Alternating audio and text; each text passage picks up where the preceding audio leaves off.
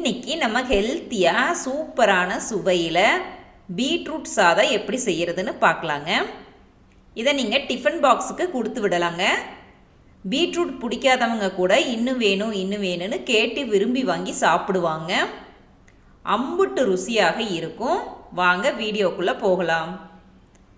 எப்பவுமே பொதுவாக நம்ம சாதம் கிளறும்போது சாதத்தை வடித்து எடுத்ததுக்கப்புறம் நல்லா ஆற வச்சுக்கணும். நீங்கள் சூடாக கிளறினீங்க அப்படின்னா உங்களுக்கு குலைவாக போயிடும்.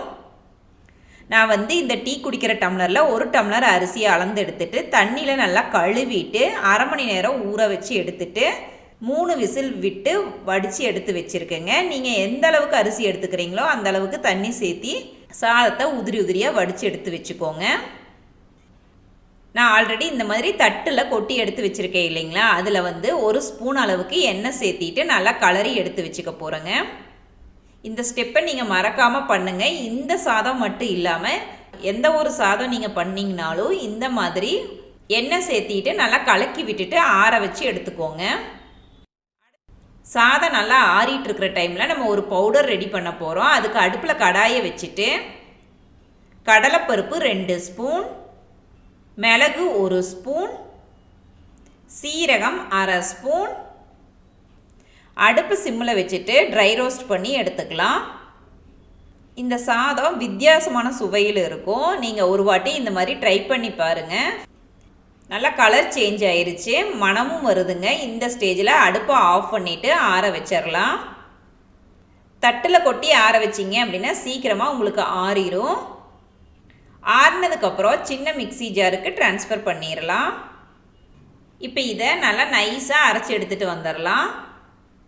இந்த மாதிரி நைஸாக அரைச்சி எடுத்துக்கிட்டிங்கன்னா போதும். இப்போ இதை ஒரு ஓரமாக வச்சுட்டு அடுப்பில் கடாயை வச்சுட்டு எண்ணெய் சேர்த்திக்கலாம். எண்ணெய் காஞ்சதுக்கப்புறம் பொடியாக கட் பண்ணி வச்சுருக்க சின்ன வெங்காயம் 1 கைப்பிடி அளவு.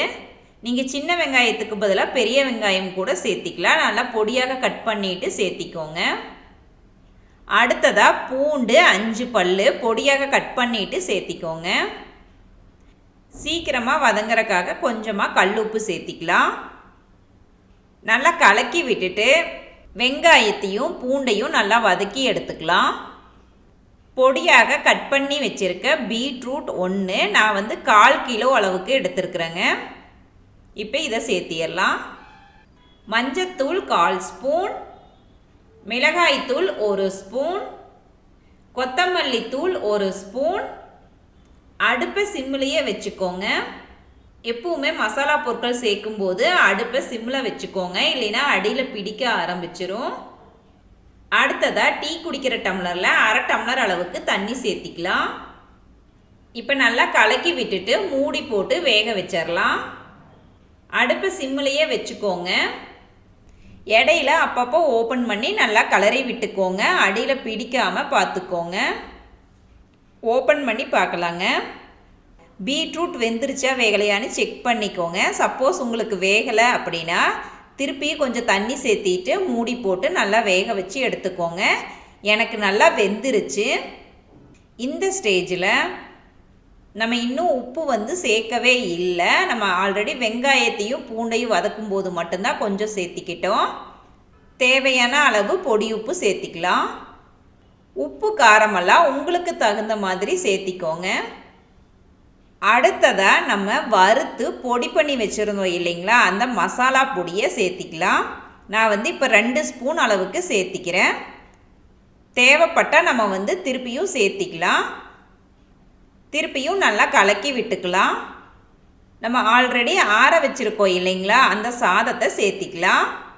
கொஞ்சம் கொஞ்சமாக சேர்த்திக்கோங்க. உங்களுக்கு எந்த அளவுக்கு தேவைப்படுதோ அந்த அளவுக்கு சேர்த்திக்கோங்க. நல்லா கிளறி விட்டுக்கலாம். உப்பு காரமெல்லாம் செக் பண்ணிக்கோங்க. சப்போஸ் உங்களுக்கு குறைவாக இருந்தால் சேர்த்திக்கோங்க. சாதம் கூட உங்களுக்கு தேவைப்பட்டால் இன்னும் கொஞ்சம் சேர்த்திக்கலாம். பேச்சுலருக்கு இந்த ரெசிபி ரொம்ப யூஸ்ஃபுல்லாக இருக்குங்க. ஸ்கூல் போகிற பசங்களுக்கோ ஆஃபீஸ் போகிறவங்களுக்கு டக்குன்னு செஞ்சு எடுத்துகிட்டு போயிடலாம். கடைசியாக மீதி இருக்கிற சாதத்தையும் நான் சேர்த்திக்கிறேன். மீதி இருந்த பொடியையும் சேர்த்திக்கலாம். நீங்கள் சாதத்தை கிளறும் போதே செக் பண்ணிக்கோங்க. உங்களுக்கு தேவைப்பட்டால் மட்டும் சாதத்தையும் பொடியையும் சேர்த்திக்கோங்க. இப்போ இது எல்லாத்தையும் நல்லா கலக்கி விட்டுக்கலாம். உப்பு காரம் எல்லாமே உங்களுக்கு தகுந்த மாதிரி சேர்த்திக்கோங்க. சாதத்தை நல்லா கட்டி இல்லாமல் கலக்கி விட்டுக்கோங்க.